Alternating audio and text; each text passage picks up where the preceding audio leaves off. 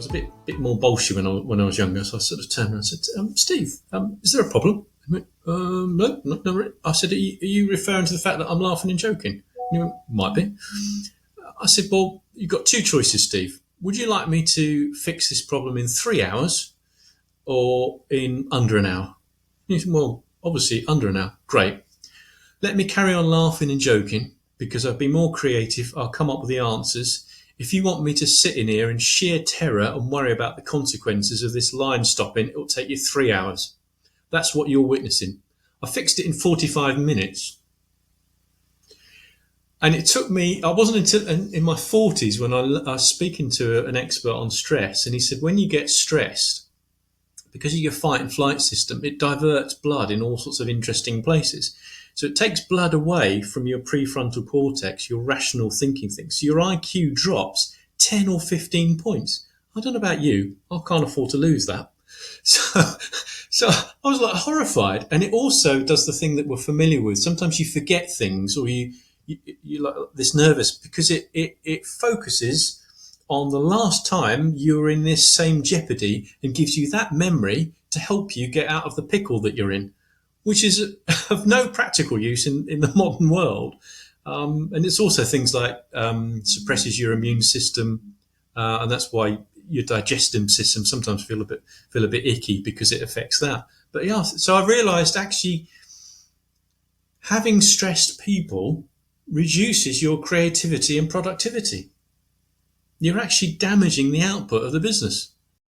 Earlier this year, we spent a month or so discussing resilience. It's still a hot topic in the workplace and in leadership. And so my guest today is Matt Sturgess. He is the Mindlocksmith. He helps leaders and managers overcome anxiety, stress, hopefully to avoid burnout, helps them build mental resilience. Essentially, helps them unlock the power of the mind, hence the phrase, the business name. It's a clever one, actually. I quite like it. Before doing what he does now, Matt began his career as a self-described curious engineer. He later became a CEO, MD. He's an author as well.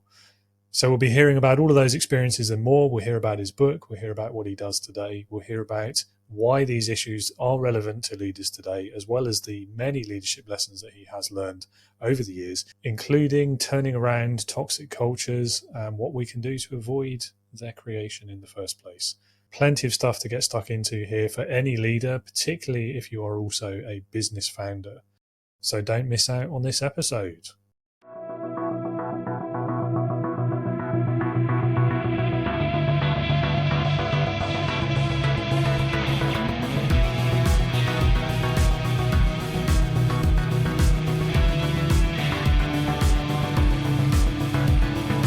Welcome to the Leading with Integrity podcast. Leadership talk for the modern manager. With your host, David Hatch. Matt, welcome to Leading with Integrity. Great to have you on the show. Looking forward to our chat today. Yeah, very much so. Thank you, David. Yeah, no, it's good. It should be very interesting and good fun, I think. Yeah, definitely. Well, we already got lost in our last conversation and we weren't even recording that one. So. Yeah. Maybe we should have recorded that one, but hey. Yeah, I say that every time, but never mind. Maybe one day. Right, so the place we start really is over to you. Tell everyone a bit about your career so far, what you do today, and why you do it. Okay, oh, great, interesting. So I started life as an engineer because I'm incredibly curious, which unfortunately for my brother meant I took his toys apart to see how they worked and couldn't always put them back together again, which he still reminds me about. So electronics was my thing. But then, as I often did, I got into other things, so loudspeakers, which I knew nothing about. So I designed the first TV surround sound speakers, and then, by a big surprise to me, got into sales. I had to do a marketing diploma, which was really confusing after doing an engineering degree where there's an answer to everything and it's to 4 decimal places, and then suddenly marketing was a whole new world of possibilities. So I call it dual nationality. So then ended up sort of going up in different businesses, automotive, aerospace, white goods, all sorts of different technical manufacturing businesses. Ended up eventually being sales director and then MD and CEO. So did a Warwick MBA along the way. So I did a huge amount of business stuff and also was part of a peer-to-peer learning group, but then became fascinated with this, the most powerful bit of technology we've got, our minds. Nobody gave us a user guide, and it's not as intuitive to use as an iPhone. So I got into that and had a bit of a breakthrough during COVID, helped a friend out and wrote a book about it. So now I don't really like the term resilience because it sounds like you're a boxer and you're going to tough things out. I prefer to call it bounceability. But I help people understand what is actually going on up here in a very simple way, and help them manage stress, anxiety, fear, but in a sort of a business setting. So that's basically what I do now. So a bit of a change. Yeah, I mean, quite a journey there. I mean, as engineer to marketing, as if that wasn't enough of a change. You then had 3 more. Yeah. Yeah, no, absolutely. I still remember the marketing exam questions. I'm thinking they're so open, and from an engineering point of view, where things are very precise and precision, I thought, I just can't get my head around this. So, it took me a few years to equate to that. But yeah. I mean, you obviously did though, so that's the main thing. Yeah. Yeah, no, absolutely. Yeah, and sales was fun.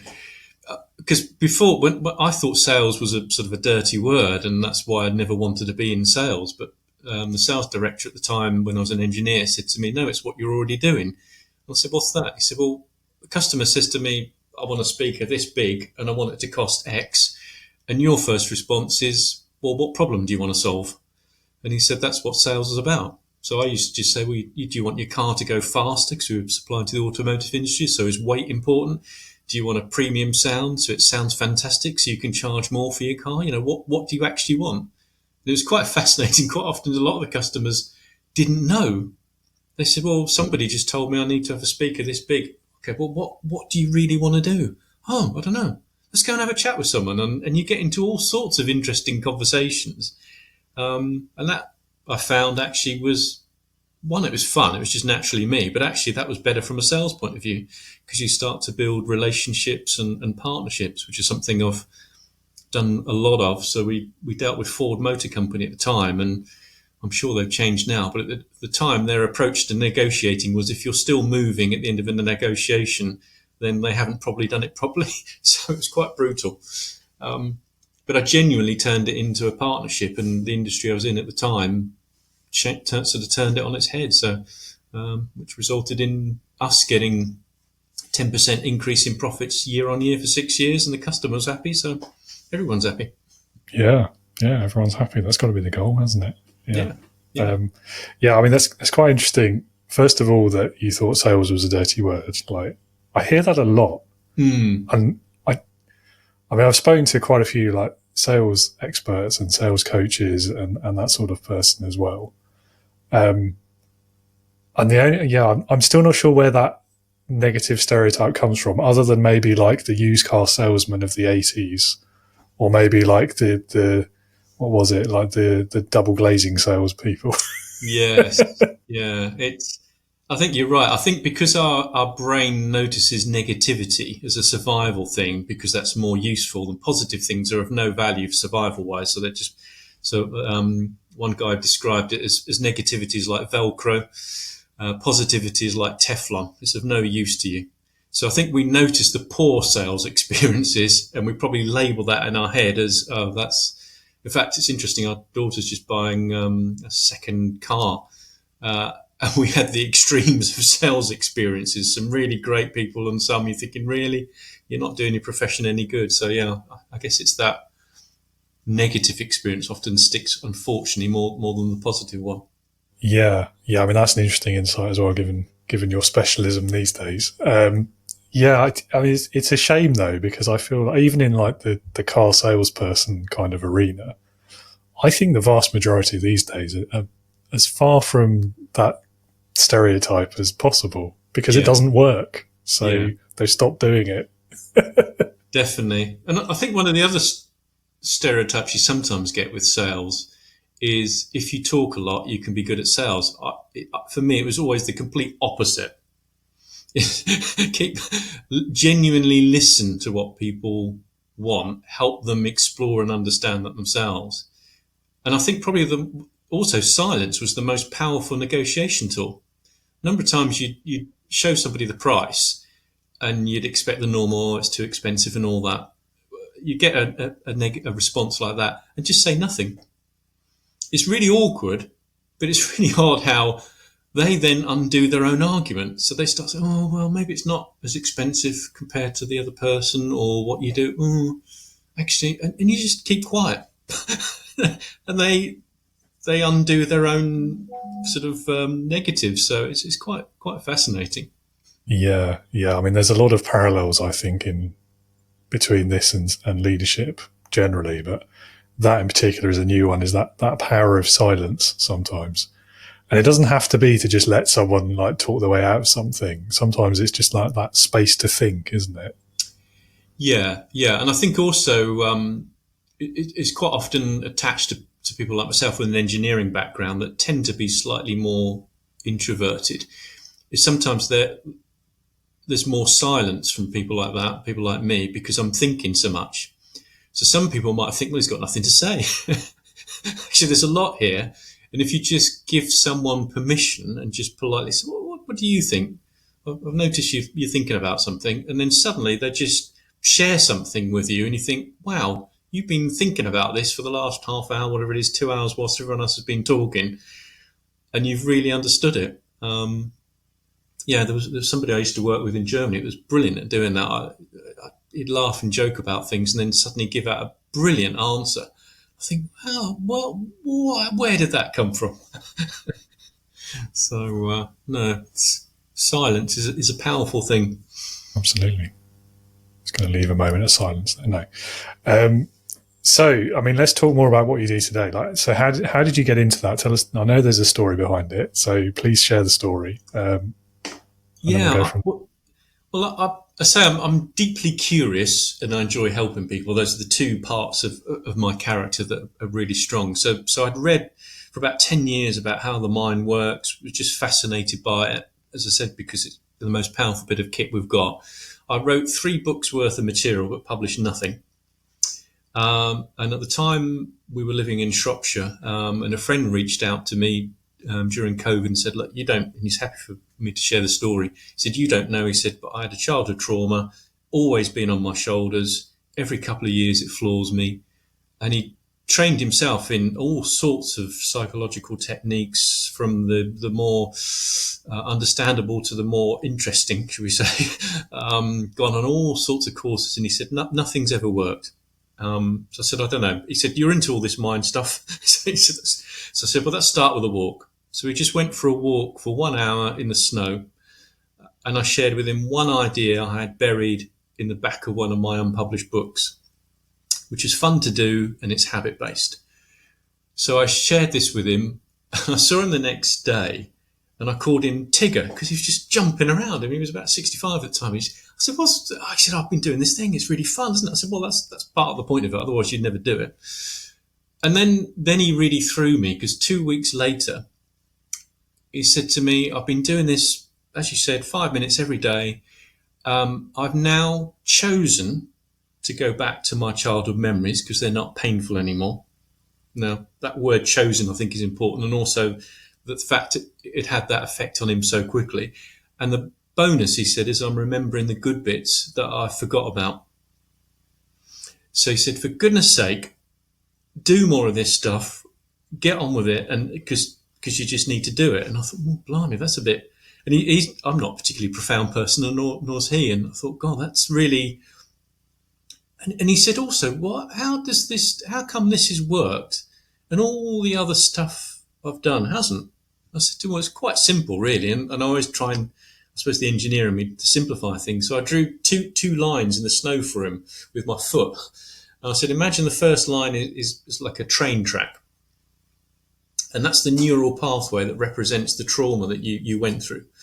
And nearly all the techniques you went through got you to relive that again and again, re-examine it in lots of different ways, and just made it deeper. Made it deeper and stronger. As if you just take it down, take the emotion away, it's a electrochemical pathway in your brain. We've just created a new one based on unconditional love, because I understood how the mind works. Whether something's real or imagined, part of your brain behaves the same way. So you can create your own story of that. So I said, when you get to that junction in the middle and you feel like you're going down this way, we'll end up going down this way because you choose to, and it's more fun. Metaphorically speaking, that neural pathway will get stronger and this one will grow weeds on it. It's still there, still part of who you are, which is important, the learning from it, but this one becomes the natural pathway. And he said, it's just so obvious. I said, I know.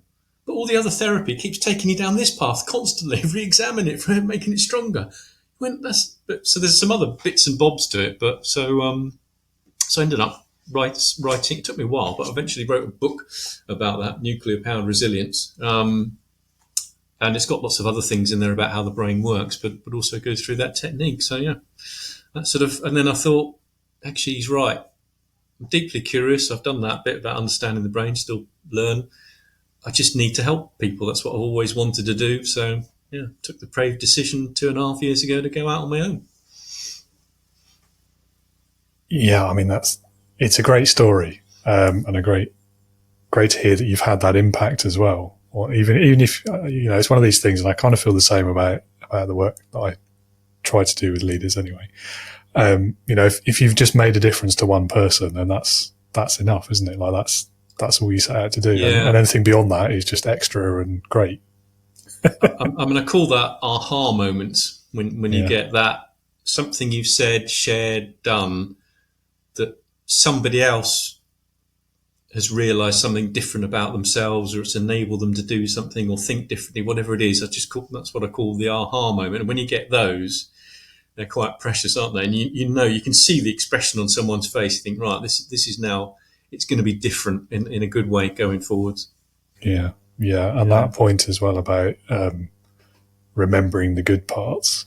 I mean, that's ringing bells in my head, because, we've all had, maybe not to that level of severity.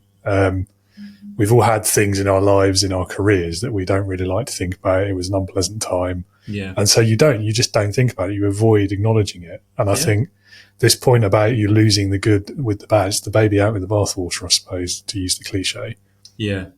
And actually, sometimes I do force myself to think about some of those negative experiences, because alongside those, there were some really great times, like some people that I'm still friends with that I would never have met otherwise, and things like this.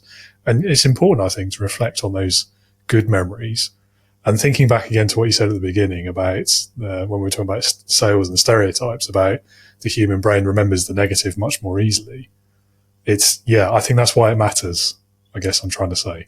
Yeah, no, I think you're right. It's and also there's also, in those difficult moments, there's also huge learning as well that we need to capture and acknowledge as well. But no, you're right. I mean, there's various. I do all sorts of workshops and things like that. So one of my workshops called Happy Habits, which is actually trains people to how the brain works, so they can notice more positive things. And some things are really simple. So I started 7 and a bit years now writing a gratitude log every night. So I just get a little book with some lines in it, put today's date, and put 3 things I'm grateful for in it. And I've been doing that now for, say, about 7 years. I think I've just started my 6th book. So it's a bit of a family thing now. They quite often get me one with some pictures on it and stuff. And it's really, it sounds odd, but when you write things down like that, there's a couple of things that are going on. One, if it's the last thing you do before you go to sleep, you're priming your brain with something positive rather than worrying about an issue. It makes you start to think about those things, and there's a key part in your brain that notices things. So when you start thinking about buying another car, you start noticing that. So when you start noticing gratitude, it's a signal to your brain, find me more of this stuff, start noticing more of that.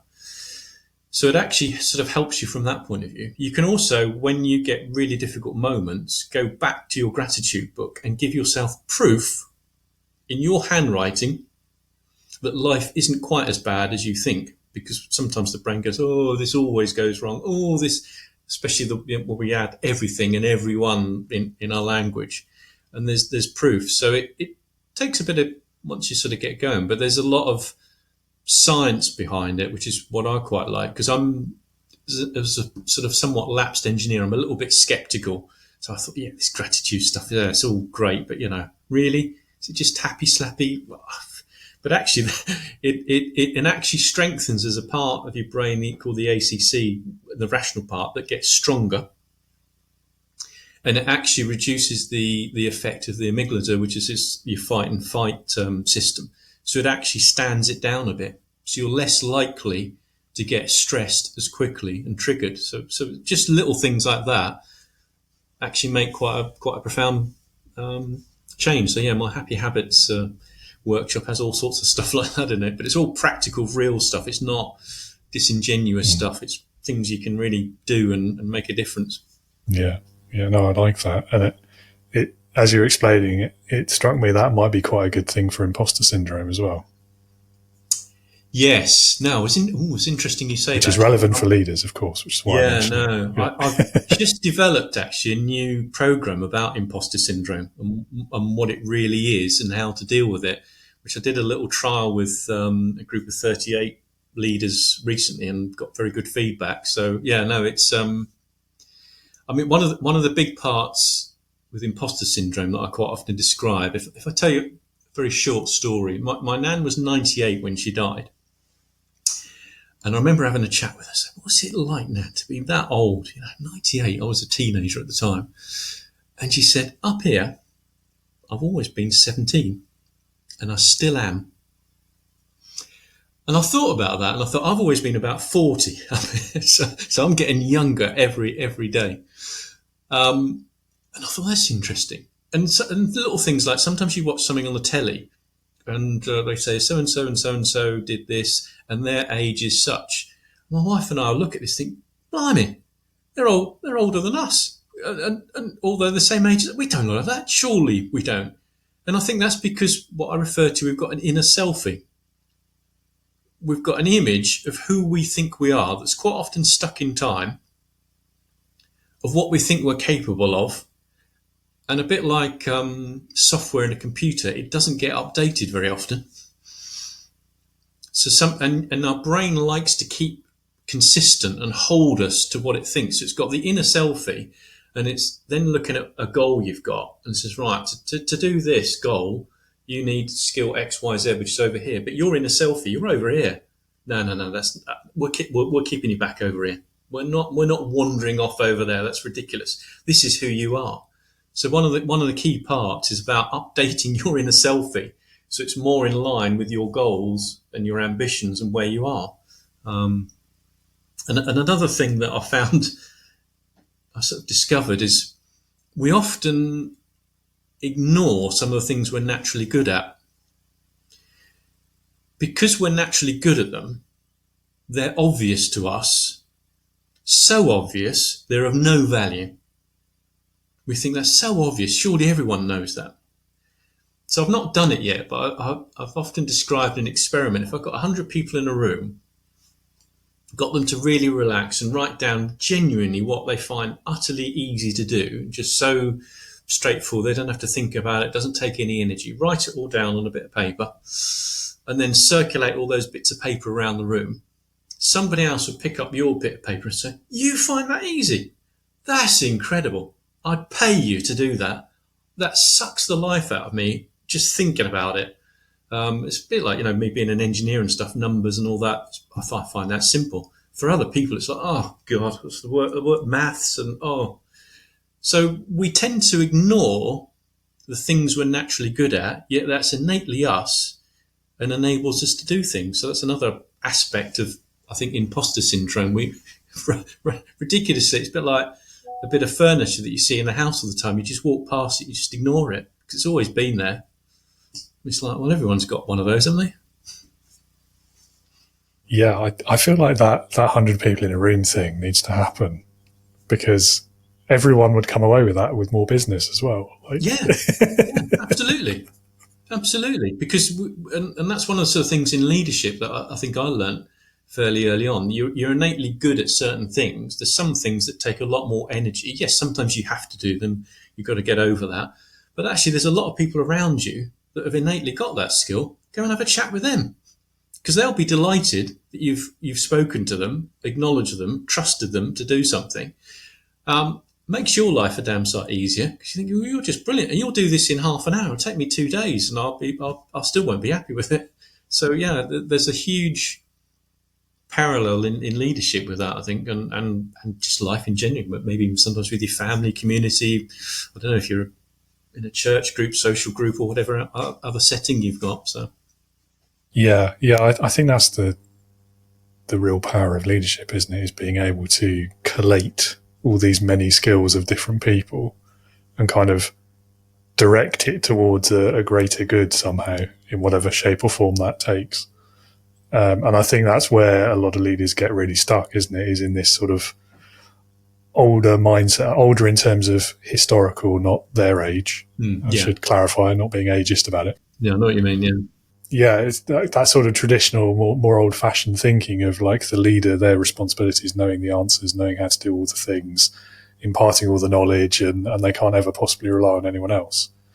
And I think this is quite closely linked to imposter syndrome as well, because that's where we get ourselves into this stuck in the wrong trench in the snow, if you like. Yeah, no, very much so. No, I think it's a very good point. I mean, I found when I sort of first got into leadership, partly because the way I was sort of brought up, you've got to find a solution yourself. Just get on with it. Don't think you're going to have to necessarily get it from someone else. You've got to find it for yourself. So it was normal for me to find solutions. So I thought when I was a leader, I had to come up with all the answers.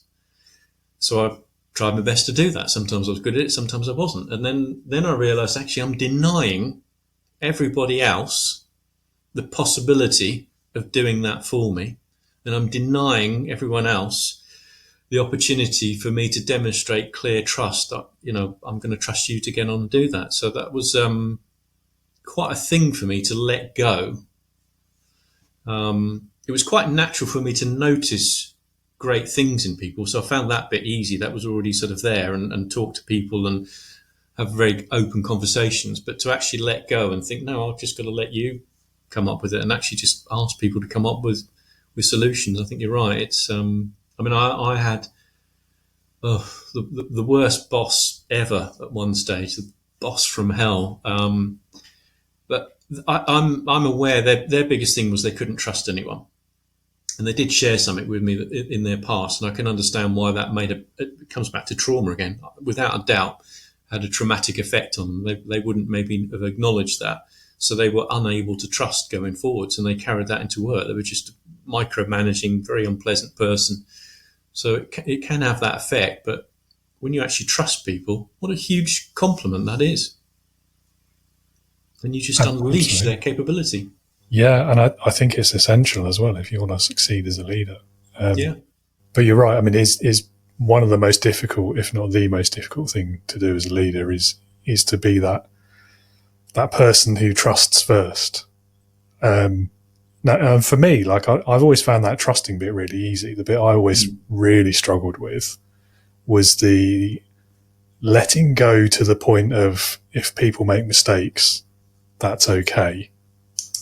And I think part of that was because I had a pretty terrible boss at the time as well. Yeah. And so that environment, that culture we were all working within made mistakes not okay. But yeah, so to your point again, like being able to let go and to trust people, and you mentioned all great benefits of doing that. The other one is, of course, giving them that freedom to make mistakes and that ability to learn, because that's what mistakes are really, isn't it? It's learning opportunities. Yeah, definitely. So to that point, I mean, innovation's been a big part of my life. One, as an engineer doing it, one managing R&D and product development teams, and then as part of my MBA dissertation, I did a research on how to create a culture and environment for innovation. So making mistakes and allowing mistakes, obviously not the same one twice, but are key. So one of my favourite quotes is from James Joyce. I think he's famous for other things. Is mistakes are the portals of discovery. That's cool. I like that.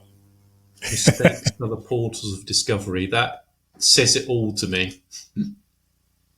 Yeah, absolutely. I mean, there's lots of wonderful stories about Edison, isn't there? Saying I didn't. Some people say, you spent 1,000 attempts at making a light bulb, and his answer was, I found 1,000 ways it wouldn't work. which I think equally are great. But for me, mistakes are the portals of discovery. Just is so eloquent, and so it just sort of says it all. It's very cool. I'm not so sure about the Edison one though, because didn't he steal the idea from someone else? I've read. Yes. Were those 1,000 ideas really his, or was he just really good at PR? No, you're right. Yeah, there's been a few like that, hasn't there? Even the theory of evolution. I can't remember. There's another chap that actually did most of the work and doesn't get the credit for it. Yeah. That's a funny one. Right. It's and I suppose the other thing that sort of tells into that is culture. So actually, although I realised I was pre-biased, but it was 20,000 word dissertation. I found that hard work doing this research for my dissertation. But ultimately, it came down to culture was the key thing to enable innovation and creating cultures where it is okay to make mistakes. What are you going to learn from it? In fact, make more mistakes faster, fail faster. So my other experience with culture was actually my first job after I graduated was we had a brilliant culture, interdepartment help, support, and then we had a new MD come in and destroyed it within 6 months, created silos of don't speak to them and all this sort of nonsense. And I thought, my God, I wonder if it's possible to do the opposite in the same sort of time frame. Well, I think my proudest achievement in business was I did it in 5 months. So I came in as a new CEO, inherited a toxic culture. It was really horrible, losing money. Within 5 months, I turned it around into a really positive, wonderful culture. And also we turned around the profitability. So from losing a couple of £100,000 to making a profit of a couple of £100,000. So that was fascinating, because culture is something we've all experienced, either a good one or a bad one. We can describe the absence of it, a good one, but sometimes it's difficult to actually describe what culture is. So, that's a whole fascinating subject, isn't it? Absolutely, yeah. It's funnily enough, my master's dissertation was also about culture, not from the innovation angle, more from the leadership side of it. And I very much focused. In hindsight, I wish I hadn't. I wish I'd gone the other way, but it was about like defining toxic culture and what you can do to avoid it. I wish I'd done it the other way around. I wish I'd defined positive culture and what you can do to build it. But it's two sides of the same coin, I guess. But yeah, maybe I'll do another one just for fun. Maybe, maybe not. Anyway, but it is funny, isn't it, how often those two concepts of profitability and good culture arrive at the same time. And and I think in particularly more so in this modern world as well, it's difficult to retain really good people. There's lots more options that people can do doing their own thing as well as moving into other businesses. So that culture's become even more important, I think. And it's also a way of attracting great people as well, because if it's really, everyone loves this company, it's a great place to be, culture's brilliant, people think, maybe I can get a job, and the best people want to go there. I agree. I also think, though, a lot of businesses are being slightly disingenuous about that when they put job ads out, because they've realised that good culture is how you attract good people. Yeah. And so they want to present it even if it's not necessarily true. Yeah, I think there's what I would refer to as culture distortion. Yes. I.e., you get lots of extra free holidays, you get free sweets, you get this, it's all lovely, it's wonderful. You're thinking, okay, that's just stuff. It's not culture. That's just stuff. Yeah. What really is going on? If I walked into your business, I've often done this actually when I've gone to so many different customers and suppliers. You can normally tell the minute you walk into reception what the culture's like. You can tell the people in reception, how they interact, what the conversation's like, what the decor's like. I mean, I remember one buyer I used to see when he said, whenever I do an audit, of any factory. So the first place I go into is the reception toilet, whether I need to or not. It tells me everything I need to know about how they look after the business. It's a great point. It's an interesting test. Yeah. So, but yeah, no, I think there's a lot of, as you say, culture. I call it culture distortion. But for me, it's that. Does everyone know what the purpose of the business is? Are the values clear? Are they lived? I did a workshop a little while ago actually on culture, and I put a slide up with 3 pictures on it. And I said to everyone, what are these pictures of? And everyone's looking at these slides thinking, I think he's lost it. I'm thinking, I could see the expression on their face. And then one bloke said, well, I think they're pictures of wallpaper, aren't they? I said, yeah, otherwise known as your business values. Because they're plastered on the wallpaper. You walk past them every day. You ignore them. You never refer to them except when there's a QS 9000 audit once a year. And he went, oh, guilty. And I went into one business once. They had 3 values. Safety was one of them. Great. It was the bottom one. Surely it should be the top one. Because if it's not a safe environment, then the other 2 don't really matter. Because no one's going to turn up. No one's going to be bothered. So yeah, it's having a clear purpose, understanding what your values are, and attitudes and behaviours were the key thing for me. So So I mean, going back to like the concept of culture and how we define it, I think that's where the problem starts, isn't it? Almost is because it's not, as you said, it's not well understood unless it's gone wrong, and then it's really easy. And even then, I think you're not necessarily defining it or talking about culture as such. What you're doing is describing the symptoms of a bad one. So like, people aren't engaged, there's high turnover of staff, there's shouting matches in the office, none of those things on their own really are the culture. They're just, this is what we're seeing from a bad culture. Yeah. And it's something, I mean, I struggle to define it. I've written a dissertation about it and I still don't really know how to define it, but some definitions I've heard, one that really sticks out to me that I really like because it's simple is it's a descriptive phrase almost. You ask someone of what their culture is in the organisation, and it's the way we do things around here. And it's oversimple, but also it's spot on in a lot of ways because you can apply that to almost anything. Like, how do we deal with each other? That's the culture. How do we deal with customers? That's the culture. What do we do when things go wrong? That's the culture. What do we do when things go right? That's the culture as well. That one speaks to me. What do you think? Yeah, no, I'd agree. I would just add one slight twist to that. Is put it in a slightly different context. It's those interactions, but what happens when the boss isn't there? Yeah, because sometimes it depends on the business. The boss can either set they do set the tone. The leader does cast the biggest shadow, but if it's a forced culture.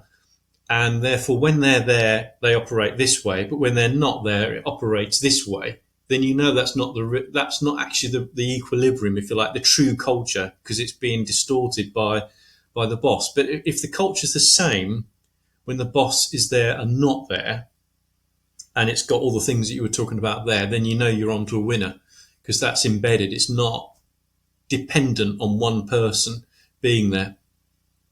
Yeah, interestingly, my primary experience of that phenomenon has been probably the opposite to how you might expect.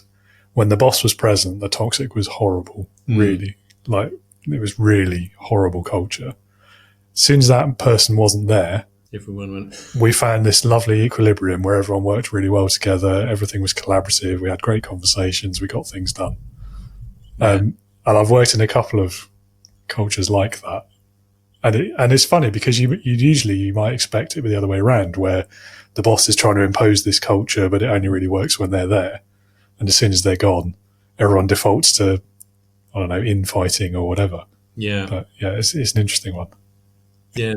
So in your example, probably the default culture is what it was really truly like when the boss wasn't there. That was naturally what people wanted, and that's what they saw as being normal and the natural sort of equilibrium of things, but then they forced it in a different direction when they were there with that. What have you done? Why haven't you done this? What's going on? And all that lovely behaviour.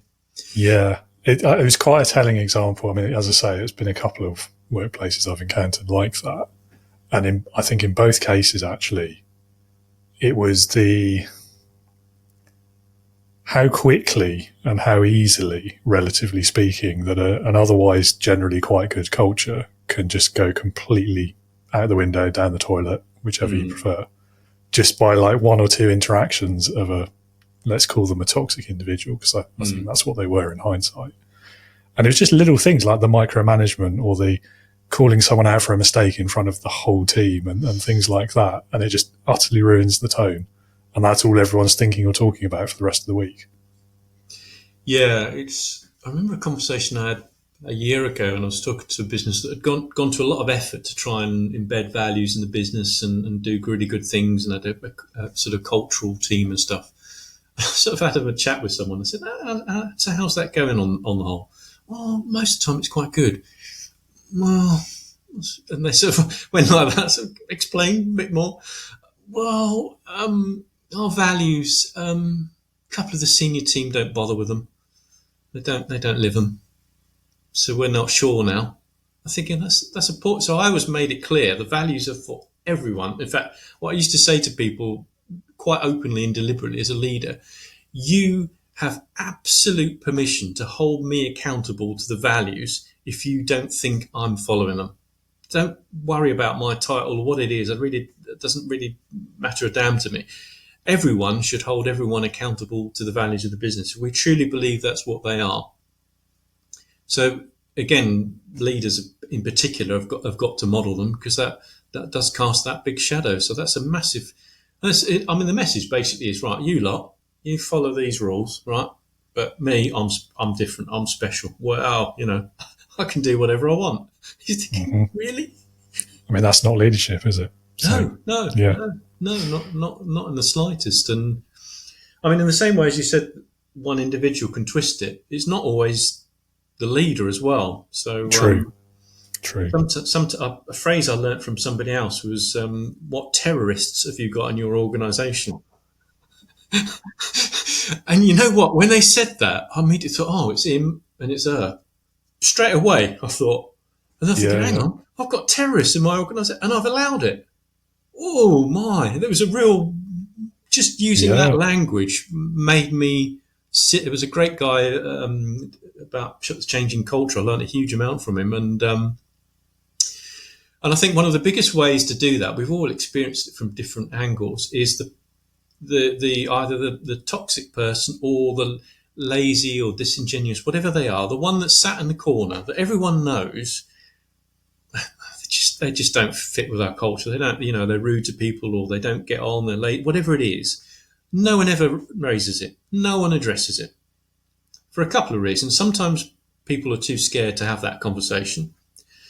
Sometimes, allegedly, this person's got special knowledge, and if we have a bad conversation, oh God, we'll lose that knowledge. We're all doomed, So they just leave them. So it tends to be either I don't like having a difficult conversation, or they've got special knowledge or something or other. And that conversation's never had. And it just drags everything else down to that. It sort of sucks everything down to that lower level. Yeah. Something that used to keep me up at night is the perspectives in that kind of scenario. So when I was going through that particular culture I mentioned before, I was convinced at the time that there was one particular person who was being toxic, and that was the cause of a lot of our ills, our woes. But looking back, from their perspective, it could have been me just as easily. Yeah, interesting. Yeah. And that used to keep me up at night. Yeah. Anyway, so, I mean, we're talking about culture, and we've talked about quite a lot of the toxic traits and things. I mean, what from your experience, and particularly like in that 5-month turnaround you did as well, what can leaders do to make sure they are building that positive culture? What are some of the things they could do if they feel they've got a toxic one and they want to turn that around as well?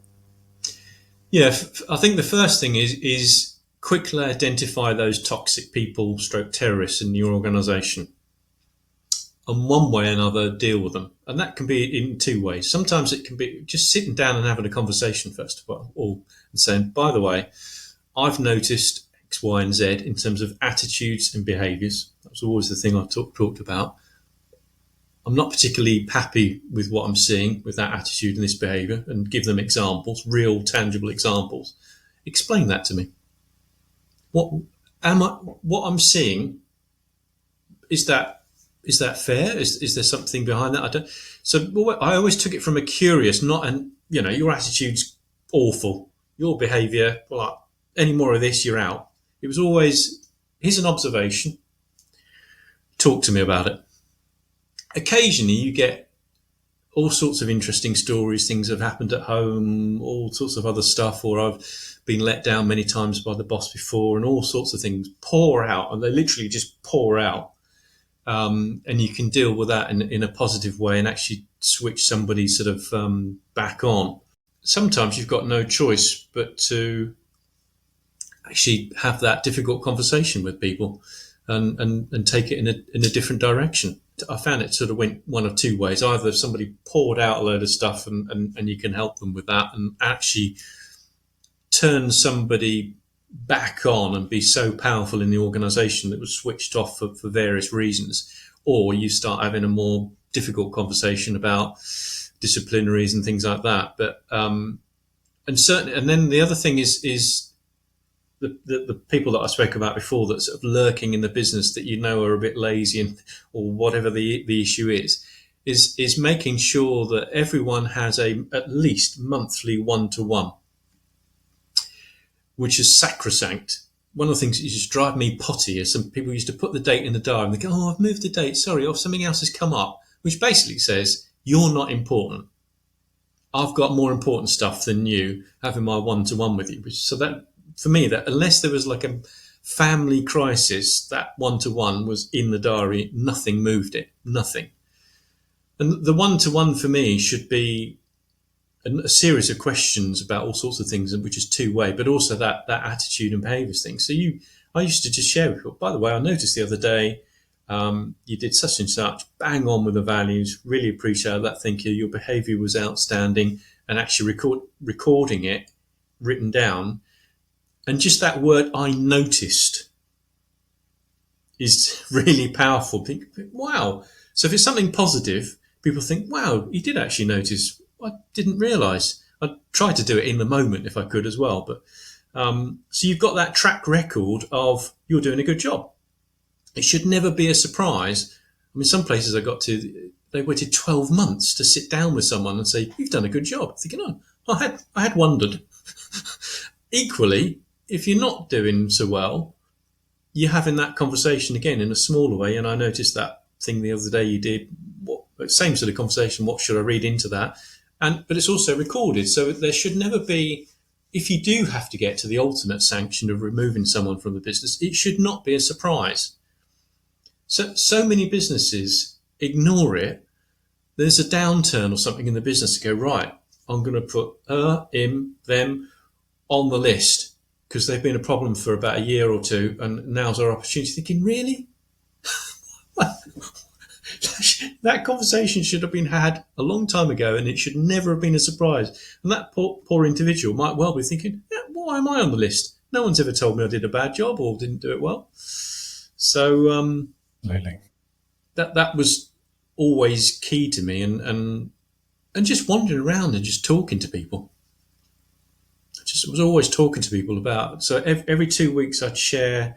I had a one-page unique way of putting the purpose of the business, the values, what our objectives are, and the projects we were working on. I'm doing this because I'm trying to paint a picture of what it looked like, because I'm a very visual person. And I used to share that every 2 weeks with everyone in the business, and gave everyone the opportunity to ask questions about it. So if you get the odd individual, which you do, well, you don't communicate enough. Well, I'll do it every 2 weeks. Well, you didn't tell us this. Well, you had the opportunity to ask a question, and I demonstrate that I'm quite open about it. So the onus is also on you. So you have that sort of conversation, but just walking around and talking to people, you notice things and acknowledge things that people have done and come up with other great ideas, and you share those ideas. Say, Fred came up with this, not me. Fred came up with this idea. So yes, there's all sorts of. I'm reliving, thinking about what I used to do, but those are all important parts of culture. Yeah. I mean, I'm so with you on the feedback as well. Like the annual appraisal, like neither of those words is good in this situation. No, and in some ways, monthly actually I don't think is frequently enough. But sometimes it's the practical reality of sort of being in a busy environment. I remember one business I was in where they had annual appraisals, and I was about to sit down with one of my team, and I'd only been there 6 months. And I said, Julie, do you want to pop in then? We'll do the appraisal now. She said, oh, you want me to come in? Yeah. Well, why wouldn't I? We're doing the appraisal. Oh, right. My last boss used to just fill it in, and we didn't sit down. He just wrote the thing out and then sent it to me in HR. I was thinking, you're kidding. You are joking. No. She said, that's what we used to do. So I've heard all sorts of horror stories over the years. So even the annual appraisal was just sort of diminished to this form-filling exercise. Yeah, I always hated the way it got tied up to the pay conversation as well. Like, again, like maybe there's a practical reality there, but it's just, it's almost like holding someone's livelihood hostage to behaving the way you want them to behave. And I firmly believe those two things need to be disconnected. I agree. I think it's very distasteful. It is. Yeah. But also it doesn't encourage honesty in that conversation that you need to have. Because they just say whatever they think you need to hear to give them the pay rise. Because that's what I would have done. That's what I did do. You know, because why would you not? You want more money, right? Everyone wants more money. Yeah. I've forgotten about it now. Actually, when I was in that first sales job, so I'd only been working for about 4 years, and I remember going into my boss once along the lines of, by the way, Peter, I want a pay rise of X. And he sort of looked at me and went, it was quite a big number. And I said, actually, I'm being really kind to you, because these are all the things I've done. And I listed them all out, which you've never mentioned, by the way, Peter. You've just ignored them. And these are all the things I've done. And actually, this really should equate to someone on this sort of salary. So I'm actually doing you a favour by not asking for more. And it'd be really good in the future if you do actually notice these things and you mention it to me. And he was like, his face was just, I did actually get a massive pay rise. Fair enough. Yeah. And I think it changed. Well, it did change his attitude. He did start on that. But I thought, hang on, you know, I'm doing all this great stuff. Nothing, not a word. So, yeah. Yeah. Which underlines what you're saying just now. And I think that's the key thing for me with feedback. Like, we can talk about how it needs to be specific and measurable and relevant, all these other things like SMART goals and all of that. For me, it's the T that is always crucial. And this is for objectives, for planning for the future, but also for feedback and recognizing people's contribution. And it's got to be timely. Like, you can't give it a year and then just sit people down in the room, either for good or bad feedback, and just say, right, this is all the list of things I've noticed this year. Because first of all, like, unless you're keeping the list, you'll have forgotten about at least half of it by the time you get to that annual point. And second of all, like, if you are keeping the list, why not just, instead of writing it down, say something, or both, just do it at the time. Like, it makes so much more sense. And when we're talking about for building cultures as well, it is that routine, every day, the repetitive stuff that builds a culture.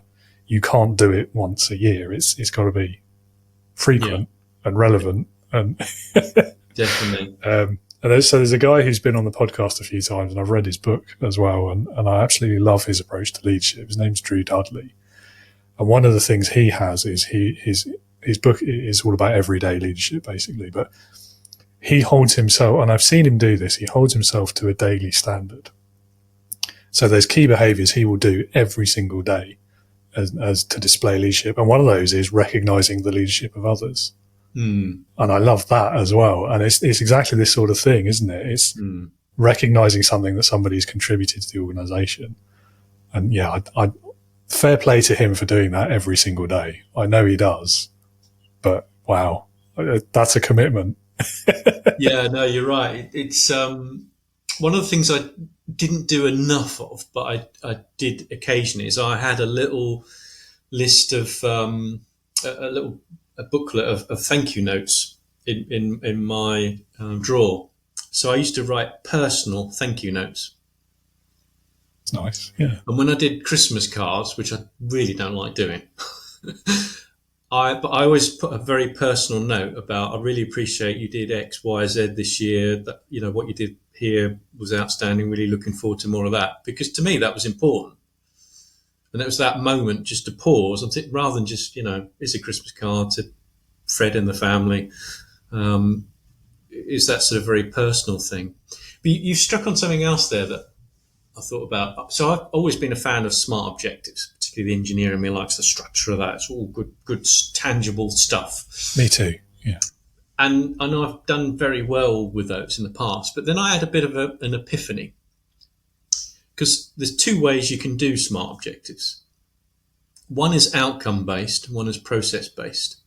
So what I mean by that, let's take something like sales as a classic example. So your objective might be, I don't know, you're going to achieve £30 million worth of sales by the end of the year in these particular regions, and doing it this way. You can put all the nice stuff in there. So that's outcome-based. So the answer is digital. It's yes or no. We sit down, we have a chat. Oh, David, you know, that 30 million, you're a long way off, aren't you? It's not going well, is it? and that type of conversation. Or it goes the other way. And so the other conversation is, oh, it's gone really well, David. Congratulations. But it's a digital outcome. And if you're having those conversations monthly and it's not going well, you're just having a very negative conversation. You're feeling, God, I'm still struggling. I'm not getting it. Whereas if it's process-based, so you sit down and say, to get to that 30 million, I know on average, each bit of business I get is about £1 million. So I need 30 pieces of business. So process objective. So I'm a great fan of that, because you can then have a conversation about, well, first of all, have you actually got a process to meet this objective? Because some people haven't. They haven't got a Scooby-Doo how they're going to do it. It's thinking, well, I did it last year, so I'll be all right next year. I'll be fine. So that, but it has a more sensible discussion. And it might be about, do you need some training support on this part of the process, or is there? So you have a better conversation rather than a digital outcome one of you either on track for your target or you're not. And you know, like if you're not, and that just puts more stress on people. And stress is an interesting thing. So I instinctually knew something about this when I was in my 20s, and then I learnt the science about it. So another story, if I may, we had a line stop in the loudspeaker manufacturer, and we were supplying the automotive industry. And in those days, they had a lovely thing where they charge you £100,000 a minute if you stop their line. So it sort of focuses the mind. I bet. Yeah. we had a little bit of stock. It wasn't going to be an instant stop. So when a line stops, you can, get to a catastrophic cost. So my engineering boss saw me trying to fix this line issue, talking to the line operators and the production engineer people. But what he saw was me laughing and joking. And he didn't say anything because he's one of these sort of people. But he just gave me a bit of a look. So I was a bit more bolshy when I was younger. So I sort of turned around and said, Steve, is there a problem? He went, no, not really. I said, are you referring to the fact that I'm laughing and joking? He went, might be. I said, well, you've got two choices, Steve. Would you like me to fix this problem in 3 hours or in under an hour? He said, well, obviously under an hour. Great. Let me carry on laughing and joking because I'll be more creative. I'll come up with the answers. If you want me to sit in here in sheer terror and worry about the consequences of this line stopping, it'll take you 3 hours. That's what you're witnessing. I fixed it in 45 minutes.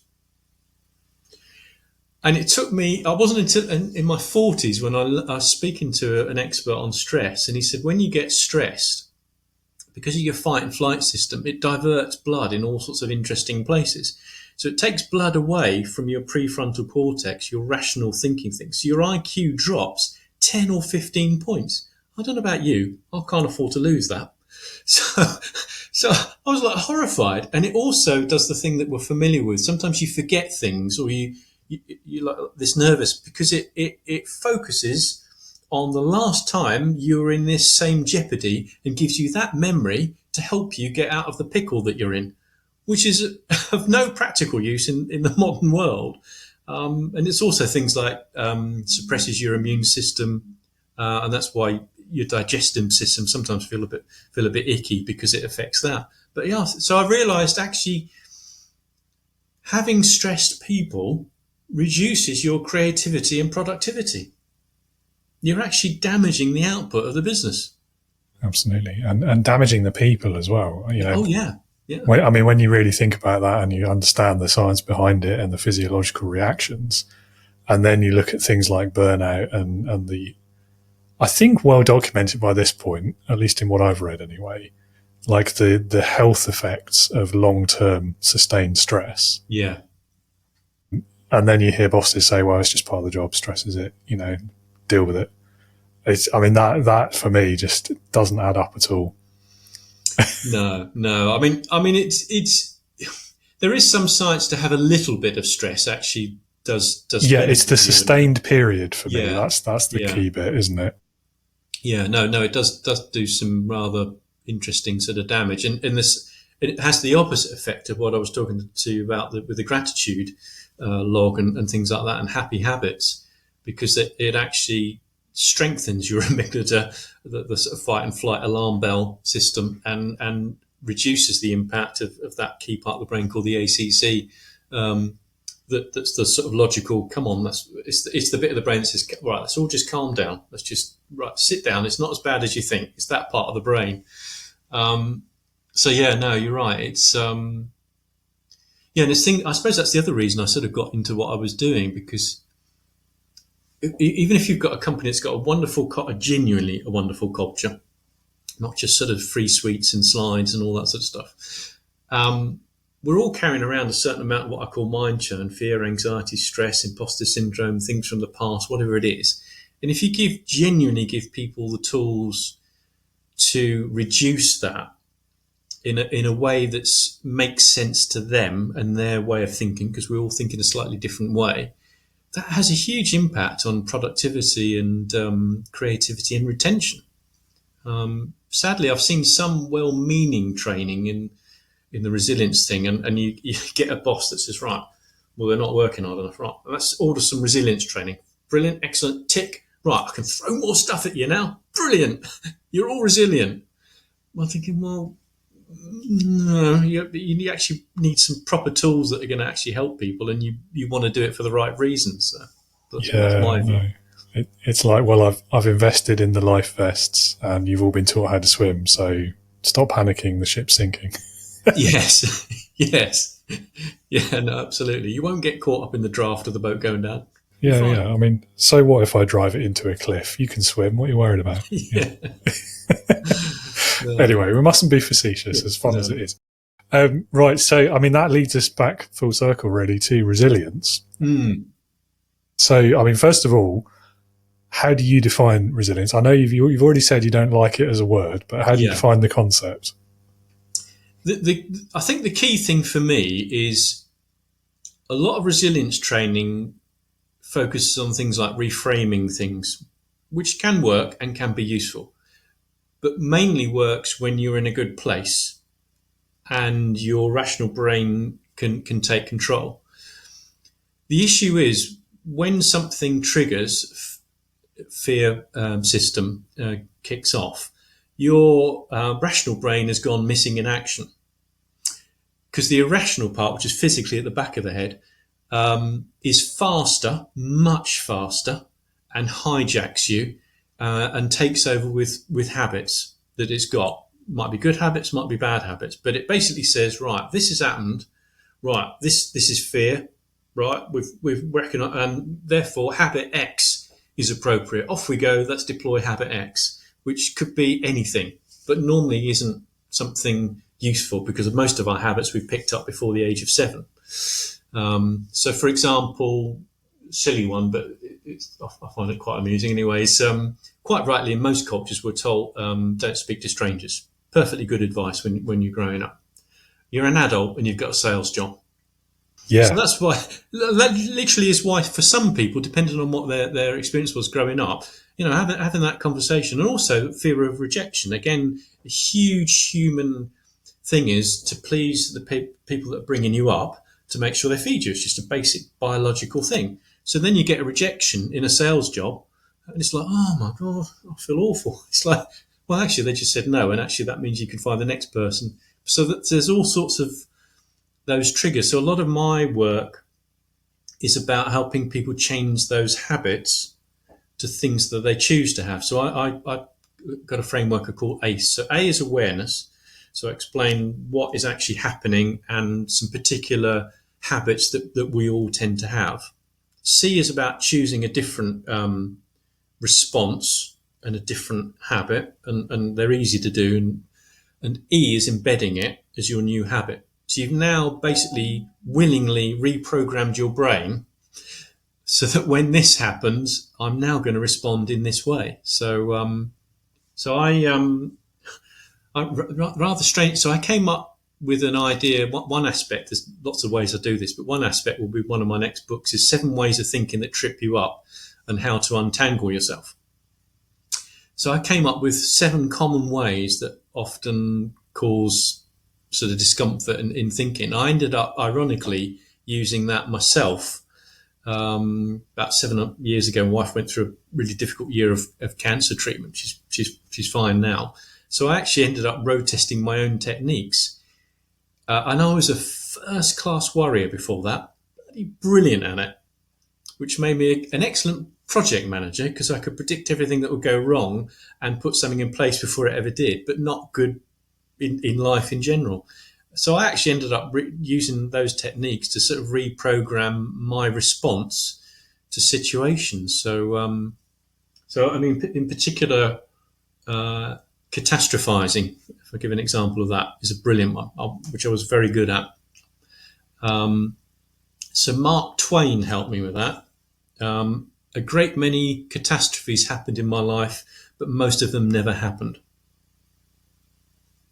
Which for me summed up our ability for our brain to go, this has just happened. So if I give a practical example, the boss has had HR in quite a few times in the office, and I've had some difficult conversations with him or her recently.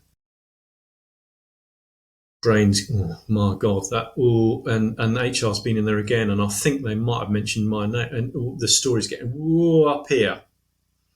So I imagine it as a balloon. So I often refer to it as sort of deflating the balloon. The facts are, HR have been in the office. I have no idea what they're talking about. It might be my promotion.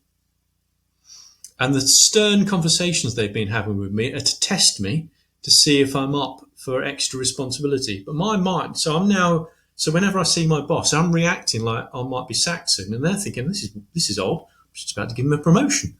This is odd behaviour. So that's catastrophizing to me, but changing your response to it to get back to things like, what are the pure facts of this? It takes a bit of doing, but it's things like that sort of help people with. Yeah, I mean, it's funny. As you were telling that story, I was immediately going to say, well, maybe they're going to promote you. And that's exactly where you went. Yeah. Yeah. I mean, firstly, as well, pleased to hear your wife is okay. The only thing I would offer, so in my leadership brain, I'm immediately thinking, well, why are you being left in doubt in that situation? That should have been communicated to you either way. But yeah, I'm in picky.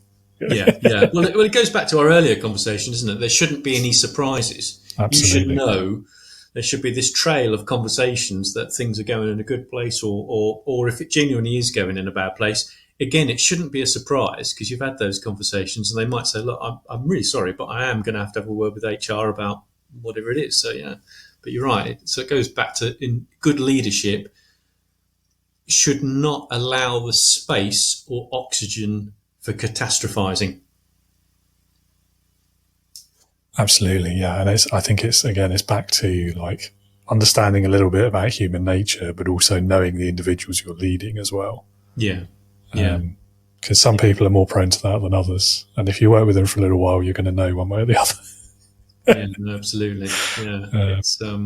But yeah, I sort of slightly answered your question. Yes. So I refer to resilience as bounceability. So I've got a little diagram somewhere where I sort of show someone just sort of about to fall off of something, and then a set of cushions that they fall onto. So my definition of it is, how deep are those cushions so that they don't fall too far before they bounce back up again. And that's about the habits that you build in your mind, so that when your mind does trip off into sort of fight, flight, and the old habits, it knows how to recover quite quickly, because you've now effectively programmed it in a way that you want. But it's it sounds complicated, but it's not. It's and you can do that quite easily. More, and it doesn't mean hypnosis or anything like that. Because part of our brain weirdly responds the same way to real or imagined events, which seems odd. But think about a film that you've watched. You're sat there watching a film. I don't do horror, but let's say it's horror, and someone's being chased, and your heart's racing. You're thinking, "Hang on, I'm watching a film. Why is my heart racing? I don't get." Or I don't know. It's an emotional thing, really sort of tearful, and you get a bit tearful in your eyes, thinking, "Well, it's a film. It's like, what's going on here?" The same way when you're asleep, because your unconscious mind is fully awake, your conscious mind is asleep. You have nightmares, and when you wake up, you think, "Oh, thank God, I'm all right." But that was just a dream. It wasn't reality, but your heart's racing. So that part of the brain behaves the same way. Sometimes it's referred to as fear is fake emotion appearing real. That's interesting. So I've always assumed that that's about, because what you're watching is kind of invoking a similar experience you've had. Or, yeah, but maybe I've oversimplified. No, it's that as well, because there is another aspect. So they've discovered a thing called mirror neurons, which is they found with apes. So it triggers the same part of the brain when they studied apes. Whether they were eating a banana or seeing another ape eating a banana triggered the same part of the brain. And they found the same thing in humans. So they think it's our way of learning, and it's also a huge part of empathy. So when you experience someone else, it does reflect back on you. So turning that into something interesting. So I did a post some time ago about how do you deal with difficult people that like that toxic bosses that we've spoken about. They turn up and you think your heart sinks. You're like, so you can't control them. Not anything. You can maybe influence what they do and how they do it, but you can't control them. One thing you can control is your response. So what I used to say to people was, and this is what I did actually with this boss of mine, in my mind, I was thinking, rather than, "Oh, you're horrible," either fear or sort of have a go back or whatever it is I feel really sorry for you. I feel utter empathy. Something horrific must have happened in your life that you have to behave like this. I feel really sorry for you. It gave me control, because I'm choosing my response. The one thing you've always got control of. Takes a bit of practice. It changed my physiology, because rather than being all like that, I was now feeling utter sympathy. And it can change the other person, because their mirror neurons will pick up, think, "That's odd.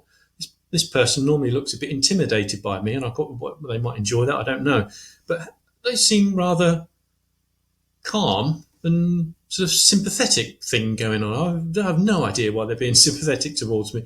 And that can over time, if you keep doing that, particularly if you have a difficult relationship with someone, changing your response can influence theirs through mirror neurons.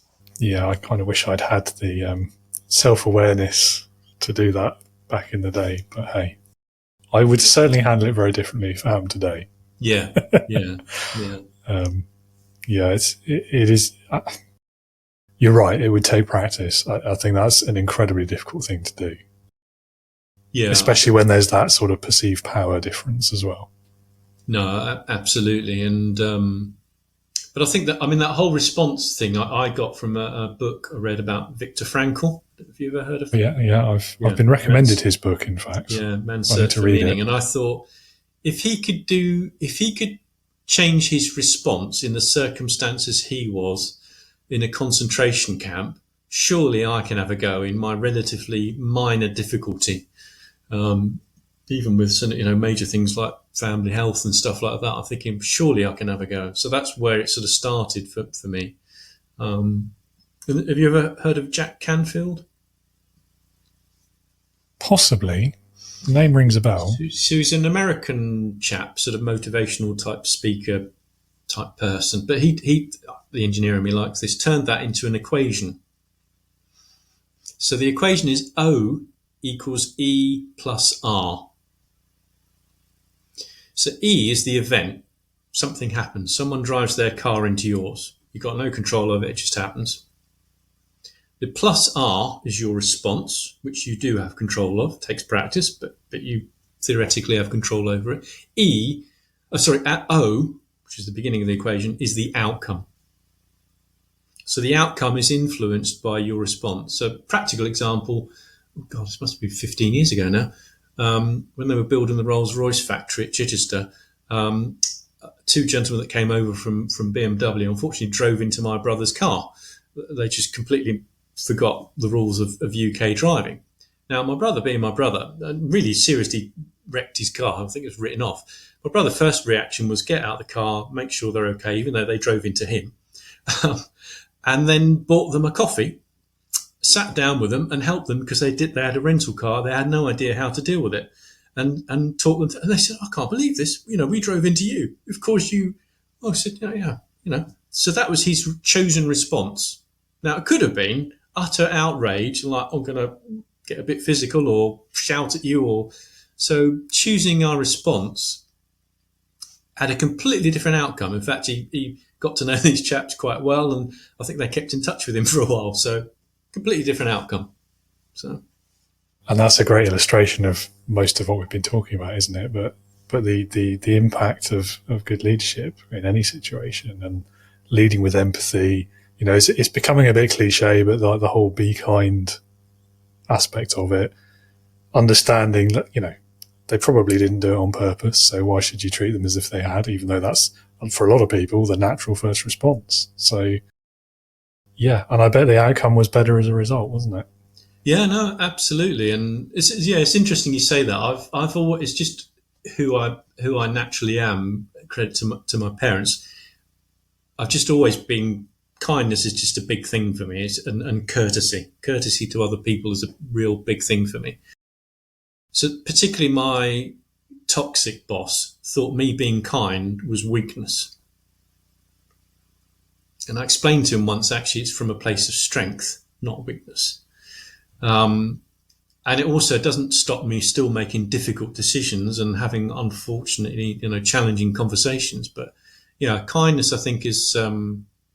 There's a chap I got to know 2.5 years ago. Wonderful human being. Sadly, we lost him a couple of weeks ago. And he did a lot in the leadership space for decades. He was 86 when we lost him. And he was actually talking about not just kindness, but love in business, which is an odd term to associate with business, 40 years ago. So I remember one of the last conversations I had with him. It was interesting. He said that kindness is finally, people have said, actually, this is part of leadership. He said, we haven't quite got to love. And you can interpret that in lots of different ways, but he's just a wonderful human being. And I think it's such an important part, and that connection with people. I mean, businesses are people, aren't they? Ultimately, they are, yeah. No matter how many robots you put on the shop floor, who's maintaining them? Yeah, yeah, no, absolutely. And with AI now, we need to up our skills even more, because the AI is going to do the other stuff for us. That also makes me laugh, because when I graduated from electronics, the uni I was in were looking. They were researching AI and driverless cars, and I graduated in 1990. So when everyone's going, this new technology, I'm thinking, it's old, very old. So that's just... Yeah, I mean, it's been around for a while, but it's certainly made big leaps ahead in the last 3 or 4 years, hasn't it? Yeah, even. definitely. But no, kindness I think is sometimes misunderstood in business. But yeah, I think it's an important thing, because even when you're making those decisions, difficult decisions, if you're doing it with kindness and caring, it's a completely different conversation. And I've had to let go of a few people before, and they were actually oddly grateful that I'd had the conversation with them, and I was honest with them, and I was open with them. And I had one chap even come back to me a few weeks afterwards and said, actually, that was the best decision I think you made, and it's been the best decision for me, and I just wanted to acknowledge that. And it was a bloody difficult conversation, but I thought all credit to him. So, but it's how you do it is important as well. Yeah, absolutely. And there's so many parallels in leadership, aren't there, and life generally, I think. And particularly about that point about kindness being perceived as weakness. I mean, another parallel, I don't know if we talked about it today, but we certainly mentioned it in our previous conversation, didn't we, about the stigma around mental health in the workplace and how that's often painted as a negative, or it has been historically a negative, that there's something wrong with you, that you're weak, that you shouldn't talk about it and all of that at work, when actually, it's 100% the opposite. It takes bravery, it takes courage and strength to talk about those kind of challenges in the workplace, knowing full well that's how they're going to be perceived and that it might harm your career. And I think, same's true for kindness, same's true for the more modern, I hate saying softer approach to leadership, but it's the only word I can think of. But that better way of doing it, as compared to the traditional, the autocrat, the toxic boss, the top down, all that, so on and so on, that we've probably laboured that point today already. Yeah, no, I think you're right. That whole mental health thing it's interesting. I've had 10 conversations now with people that have shared with me. Sometimes it's just been in a networking call, bravely shared with me severe anxiety. I'm pleased to say, in a half-hour conversation and sometimes a 1 hour conversation, I've shared one or two things with them that they've then come back to me with wonderful emails saying it completely changed their life, because it more or less eliminated their anxiety and how they tried other things and just never worked before. But the common theme I've had with that is quite often they lean towards me a bit, whether I'm physically with them or on the screen, and say, "Can I ask you a question?" I say, "Yeah, sure. Is it normal to have anxiety?" And then I sort of lean and go, "Yes, everyone's got it to different degrees, different amounts, different times in their life, but it's just part of how our brain works. It's actually, ironically, our brain trying to protect us." And then I explain the mechanism of what's going on, and I give an analogy that people go, and that in itself gives them relief. They go, "Oh, that makes so much sense now you've explained it in those terms."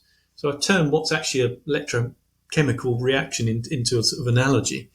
And then I give them a couple of very simple ways of dealing with it, and then get those lovely responses afterwards. So I set myself deliberately a very ambitious purpose 5 years ago, which will see me through. I may not actually get to it, but if I get even vaguely close to it, I'll be very happy. And that purpose was to receive 10 emails a day from people saying, "You've helped change my life." I get 2 or 3 a month at the moment. But that, to me, so when those people took that time, I mean, one chap said to me, he said, "I've been trying this horrible other stuff, this other technique that's approved by the NHS, which so many people said to me doesn't work." He said, I looked up our notes from our chat, tried it. It made such a difference. I've shared it with 2 other people. It's changed their lives as well. I just wanted to say thank you." And that to me is just wonderful. And that sort of ripple effect. So yeah, you got me in a different direction with that, but yeah. Yeah, no, I mean, that's lovely to hear, isn't it? And yeah, that's your why, I guess. Yeah, very much so. Yeah, so it's that, and that links that curiosity and that deep need to help people, which are the 2 core parts of who I am. It took me a while to sort of fully acknowledge that and understand it. I sort of knew it, but to really appreciate how important that is and sort of realign with that, if you like. So, which, going back to the leadership thing, I think is also I think one of the important things is when you're comfortable being yourself and being authentically you, that's when you're at your best as a leader. Particularly when I first started leadership, I always thought there was some sort of blueprint of leadership, which I was sort of vaguely searching for. And then I was so busy trying to be somebody else, I wasn't spending any time being myself. Yeah, I mean, very early in my leadership career, I was actively encouraged to have like compartmented personalities depending on my context. Like the leader David and then the home David. And oh man, that did me no favours for many years. Yeah. It's you reminded me of a really powerful thing. I took on a new job. It was the first time job as a director, as a divisional director for a big US company. We'd moved house, gone to the West Midlands, brought up in the South Coast, and so we had some colleagues round. And our daughter was really young, so as I always did and thought nothing of it, picked her up, cuddled her, changed the nappies, did all this stuff, and did it in front of my colleagues. My wife, when they all left, my wife said to me, she said, "So I don't know what you're like at work," she said, "but the look on their faces." I said, "What do you mean?" "Well, just I know who you are," she said, and loving you and just being she said, "They'd just not seen that side of you." I could say, "Are you kidding?" "No, I said, "I don't know what you're like, whether you're like really sort of firm or sort of hold your feelings back or what it is, but they've never seen that side of you." And that sort of stuck with me and started to propel me in the direction of actually, how do I show up at work? Is there a different me? Is it really the? And it took me a while to, I suppose, on the whole, I thought I was being me, but not as much as I probably thought I was. I think that's part of the journey of leadership, isn't it? That sort of learn as you go part of it, which I probably shouldn't say really, given what I try to do with my business, but never mind, doing myself out of work. But there's an aspect of it, and the mindset part of it, and that interaction with people. I think you just, to a great extent, have to learn by doing. You have to, like we've been saying throughout, really, you've got to make those mistakes, because that's really the only way you're going to learn, I think. Yeah, no. In a way that's going to stick anyway. Yeah, no, absolutely. It's a bit like when we're children, isn't it? Sometimes people tell you, don't do this, don't do that. But unless you actually do it and go, oh, right, now I understand why they said that to me. But before, depending on your personality as well, you might just think, oh, I'm just going to do it anyway. And then you think, oh, actually, what's good advice? But until you've experienced it sometimes yourself, then... yeah, exactly. Yeah. Exactly. It'd be good. I'd love to end on a positive note from the leadership side, because I think, we've talked about some great stuff today. It's been really good. I do feel like we've talked a lot about the toxic kind of leaders, though. So to combat that or counter that or balance it, I'm going to ask you last question. This is usually my favourite one as well. So it's called Leadership Heroes. Leadership Heroes. So if you had to pick one person, but it could be anyone you can think of pretty much, alive or dead, past or present, real or fictitious, but it's got to be someone who, in your opinion, perfectly embodies leadership. So who would that be for you and why? I think it would be interestingly a chap called Detlev. So I worked in an international business and I had two bosses, one in America, one in Germany. And Detlev was my German boss. The most interesting character I think I've ever met. If you met him, you'd think he was a really whimsical sort of character, and you think really there's no substance to him whatsoever. So but the fascinating thing with him is you would share something with him, some challenge, some issue that you were thinking about.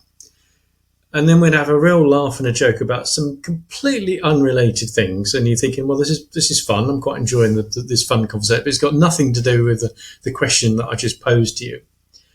And then he'd deliver some really insightful, short sentence or two that completely succinctly summed up what I said to him with a really insightful comment.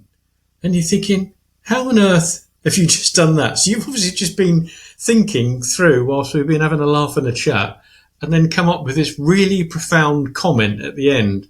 And it was always an interesting balance of a little bit of challenge, a lot of support, and normally something you think, actually, that's just sort of spot on.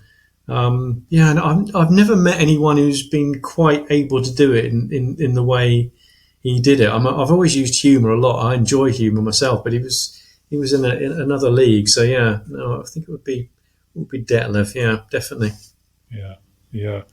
I feel like that's a sign of genius, isn't it? Because you read about people like that, who they can have that sort of the really high level intellectual stuff going around the machine in the back of their mind while they're doing something day to day, like having a laugh with friends and colleagues and just not really paying attention with the rest of their brain. And then while they're doing that, the answers popped out in the back. Yeah. Definitely. He told me a story once that amused me, which was very Detlef-y, was he was having a really difficult conversation at BMW. The negotiation really wasn't going too well, and it got quite tense, to say the least. And he just happened to be going to see his nephew that evening, and as you do, had a glove puppet in his bag. And he said to me, he thought about it for a minute. He thought, no, I'm going to do it. And then he got this glove puppet up with his hand above the desk and put on this really silly voice. And they're all looking at him thinking, really? In the middle? And he said they all just burst into laughter, couldn't quite believe that he'd done it. He said, and then we solved the problem in the next 5 minutes. He said it could have gone another way, but it just completely changed the dynamic, got people to think literally in a different way. But that was very much sort of Detlef. And when we had a meeting once he couldn't turn up to, and we both agreed that I would take a cardboard cutout of him. So I was having a conversation with the customer. I said, what do you think, Detlef? I think Detlef agrees. Yes, definitely. So we used to do that a lot in different ways. But I suppose linking that back to what I do now, I understand that humour actually frees your mind up to think more creatively. You get less stressed. When you get stressed, your IQ drops 10 or 15 points. Your mind tends to, when you forget things, when you get stressed, it's because it presents to you last time you were in that stress position. So actually, I now know there's actually a lot of science behind that. So creating that artificial or not humorous situation, that actually is a very clever thing to do. So, yeah. Yeah. I mean, hell of a risk, though. And I mean, certainly with BMW, I mean, they're... Yeah. I don't think it's unfair to say they don't have a reputation for having a sense of humour. No, it was, and it was that particular group he was with weren't renowned for humour either. I think it was probably about a €5 million contract at the time. So, it wasn't, it was quite meaty thing that you didn't really want to mess up. So. Yeah. I mean, was it? It depends how badly it was going, I suppose, doesn't it? If it was just like, can't make this any worse. Might as well but I think it's I think his assessment was it would either not have gone well, the meeting otherwise, or they would have just carried on collectively banging their heads and not getting anywhere. So he thought, it's worth the risk. Quite a character. But yeah. You'll probably know more about this than I would, I'm sure, but I have read about this, like the pattern interrupt sort of thing. You see it in sales a bit, and you read about it in like negotiation and like hostage type negotiation situations as well, where you just throw in something completely random and unexpected because it breaks someone out of the cycle that they're in for whatever reason. So I guess it's kind of like that, isn't it? Yeah, no, you're right. You're very right. Yeah, that sort of pattern interrupt. Just otherwise, people have their brain literally is going through the same loop, the same thought process, and just on this sort of hamster wheel and not going anywhere.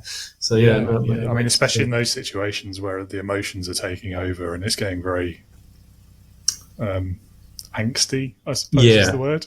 Yeah. And I suppose then personalities come into play, politics. What jeopardy for individuals and things like that, but it just sort of cuts through all of that and humanises everyone, and suddenly you're all at the same base level of just laughter. So it doesn't matter what your title is, who you are, what your political persuasion is within the business context or anything like that. It just suddenly you're all normalised to the same level. Yeah, that's the wonderful thing about humour, isn't it? It's like the great equaliser.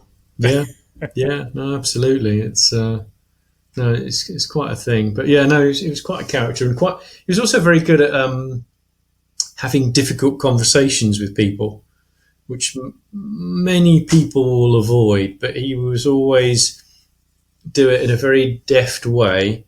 But again, that insightful. He'd share something, and you think, right, okay, actually, that's quite spot on. You've been actually quite politely critical, but actually, it's justified, valid, and actually, I can do something with that.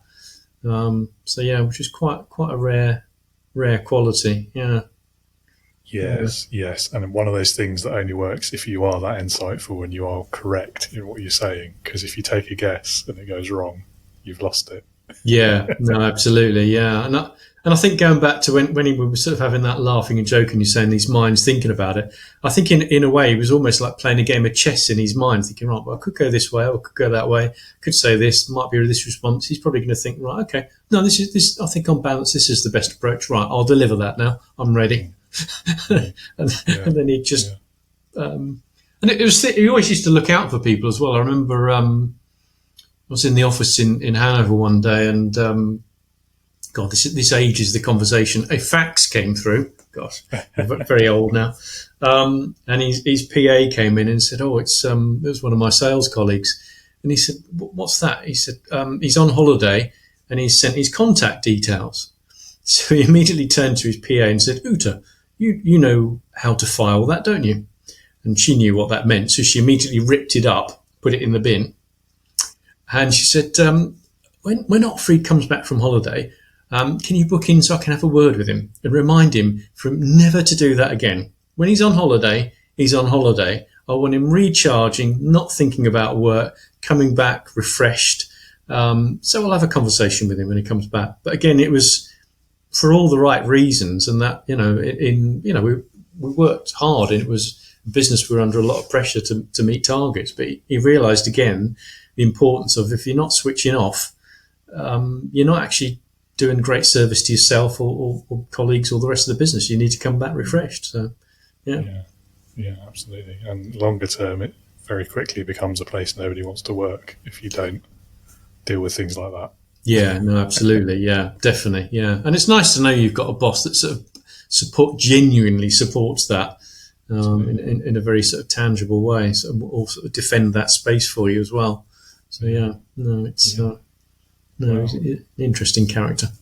Yeah, and a great choice as well, definitely. And I can say that despite not having met him because of all the stories you've just told us. Is he still around? Or? I think he is. So he would have been, I reckon he's probably about 70 now, I would think. Yeah, early 70s, yeah. He's probably retired by now, I guess, isn't he? Yeah, I would think so. Yeah, I would think so. Yeah, yeah. He was very successful as well. So he might have retired quite early. Actually, he was very good at what he did. So yeah.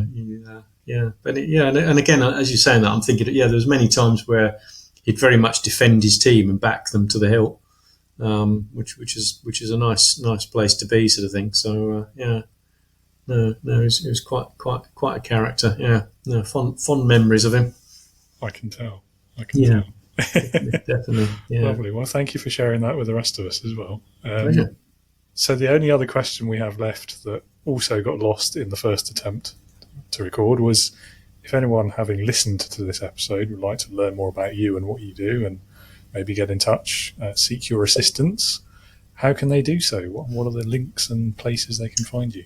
Yeah, sure. Probably the best starting place is LinkedIn. So Matt Sturgess, 2 T's, Sturgess. My brand I use is Mindlocksmith. So if you see a Matt Sturgess that's Mindlocksmith, that's me. Website, www.mindlocksmith.com. Those are probably the best 2 places. And then if you go to either of those places, there's a free weekly newsletter I do called Saturday Solace, and you'll find the link to that as well. So a lot of people enjoy reading that of a Saturday morning. Get all sorts of things about how the mind works and different techniques and tips and things. So so that's probably the best places to find me. Great. Well, I'll pop both of those links down in those show notes so everyone can find them easily. And that's it for the second time, for take 2. Thank you again for coming back. and helping me out of the technical troubles. Much appreciated. That was pleasure. Yeah, as a somewhat lapsed engineer, I'm used to technical challenges. So. Good. Well, it's the first time it's happened to me. Hopefully, it's not going to become a pattern. No, hopefully not. That's great. I've enjoyed it. Thank you very much. Yeah, likewise. It's been great having you on both times. It'll be one time to everyone else, but for me, it's been twice. So that's nice. Yeah. More memorable. Yeah. Thanks very much, Matt. And yes, apologies for you having to repeat yourself. That's all right. That's all right. No problem at all. Thank you again, Matt. I know we did have a few technical issues, which hopefully I've caught in the edit and the listener and viewer hasn't noticed at all, apart from the occasional cut here and there in the video. But either way, we ended up having nearly 2 hours in conversation there. And what a great discussion it was. So many of the key hot topics, if you like, of leadership covered, as well as talking about that increasingly important mental health piece of the workplace too, and the responsibilities that leaders bear in that regard. Also, I hope plenty of practical, actionable advice there for anyone facing any of those challenges. So listener, viewer, if you would like to learn more, as always, check that description, those show notes down below. You will find the links to Matt's website and some of his socials as well. Do follow him, do reach out, do get in touch. I know he'd love to hear from you. And if any of the leadership challenges that we've talked about today are something that you're currently struggling with and you would like some support, or you just want to have a chat about them, you will also find links to get in touch with me in the show notes as well. So do reach out, drop me a message. Let's talk leadership. As you can tell, if you've made it this far in the episode, I love talking about leadership, so I'll happily do it with anyone. So if you want to be one of those people, drop me a message. You can also find out more about Leading with Integrity, about the work that I do to mentor new leaders or those in moments of transition. Do visit the website. It's www.leadingwithintegrity.co.uk. And as I remind you every week now, as a podcast listener, you can benefit from a 50% off discount code if you would like to join our Integrity Leaders membership. So that code is on the screen and in the show notes, and it's valid for your entire duration of membership. So if you join today and then stay for 50 years, you will still get 50% off your monthly payment. But no pressure to do that unless you want to, of course. Either way, I hope to see you there very soon. Thanks for being with us today. I hope you'll join us again next week when I'll be talking leadership, introversion, and more with my next guest, Stacey Chazin. So I'll see you then. Well, you'll see me. You'll hear me. Both, maybe. Who knows? Anyway, I'll be back then. Until then, as always, be a leader, not a boss. You can hear me? I can still hear you, but your camera's frozen again.